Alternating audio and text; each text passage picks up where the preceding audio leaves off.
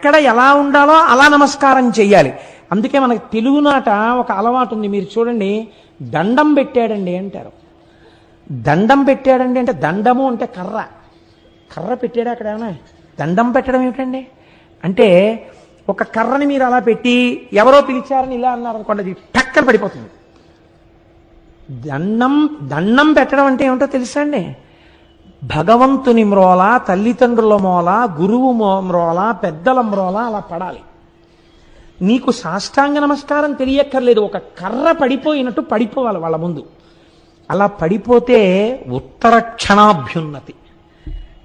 కాబట్టి ఇది వినయము, ఇది ఆవిష్కృతము కావాలి. నీకేం తెలియాలి?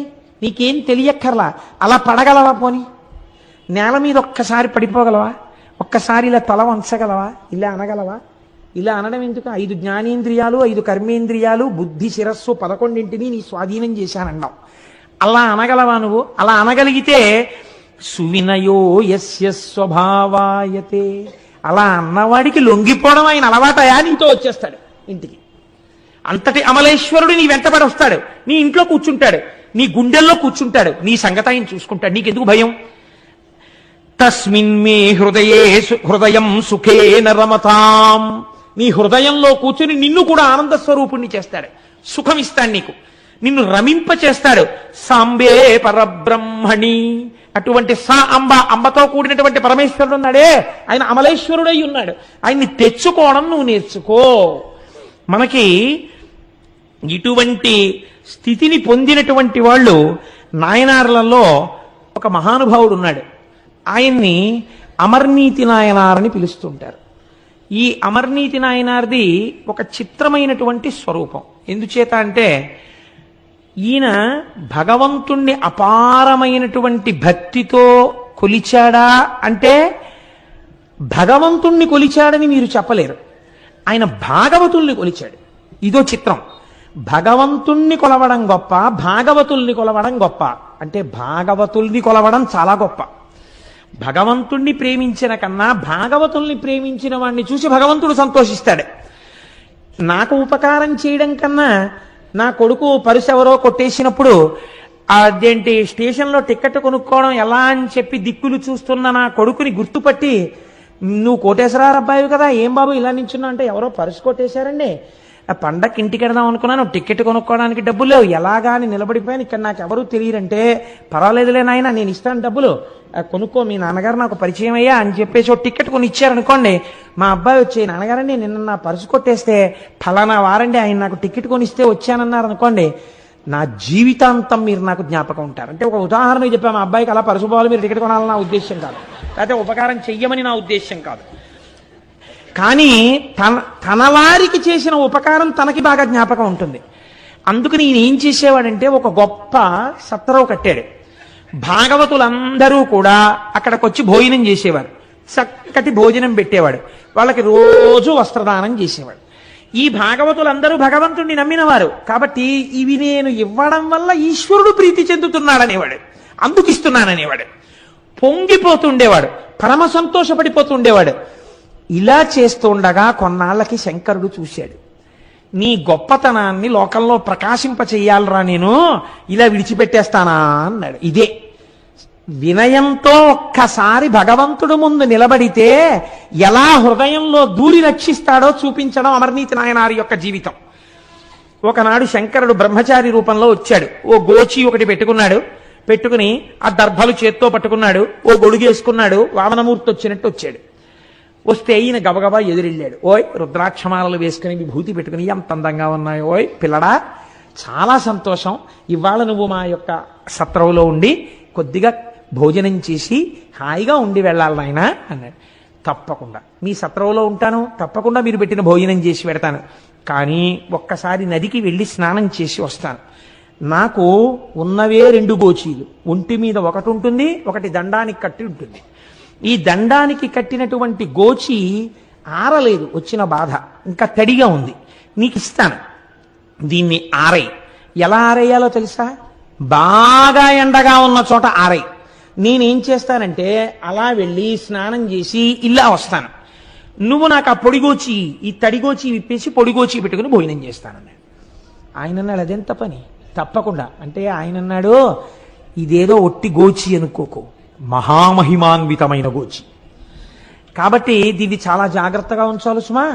తప్పకుండానండి అలాగే ఉంచుతానన్నాడు.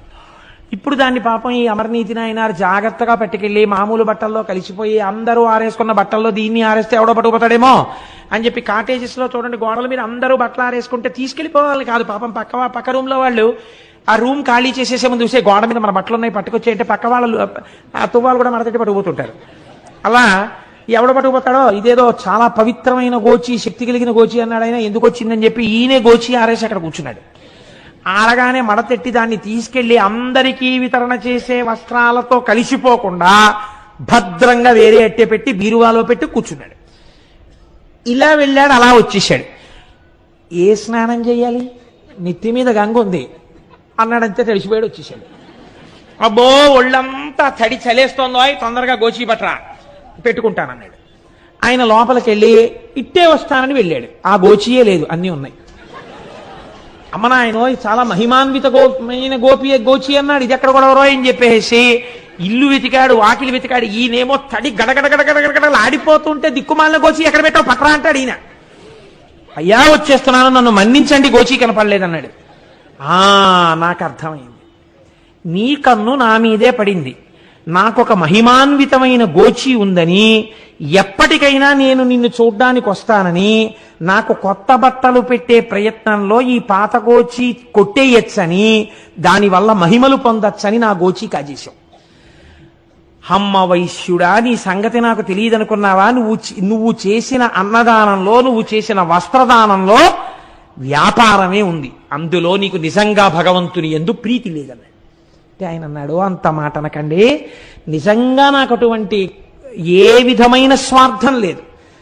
అంటే నిరూపించుకుంటావా అన్నాడు. నిరూపించుకుంటానన్నాడు. అయితే సరే, ఏది ఓ గోచీలై పెట్టుకుని నేను పెట్టుకున్న గోచీ పిండి ఒక తులాభారంలో వేస్తాను, ఒక తక్కెట్లో.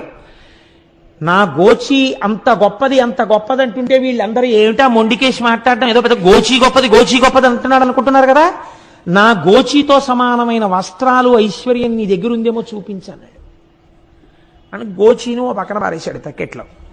పాపం ఆయన ఇంట్లో దానం చెయ్యడానికి పెట్టుకున్నటువంటి పంచలు, చీరలు తీసుకొచ్చి అన్నీ వేసేశాడు, లేవదు. అమ్మో నిజమే, ఎంత గొప్పదో, ఈయన పెట్టుకున్న గోచియే ఇంత గొప్పదైతే ఈయన గొప్పదని చెప్పిన గోచి ఎంత గొప్పదో అనుకుంటున్నారు చూసేవాళ్ళు. ఇంట్లో ఉన్న బంగారం తెచ్చేశాడు, వెండి తెచ్చేశాడు, స్థిరాస్తుల యొక్క పత్రాలు తెచ్చేశాడు, చరాస్తులు తెచ్చేశాడు, అన్ని తక్కెట్లో పెట్టేశాడు. ఇహ తోగలేదు. ఆలోచించాడు, ఓహో వచ్చినవాడు సామాన్యుడు కాడనుకున్నాడు. భార్యని పిలిచాడు, ఇద్దరు బిడ్డల్ని పిలిచాడు, రండి అన్నాడు.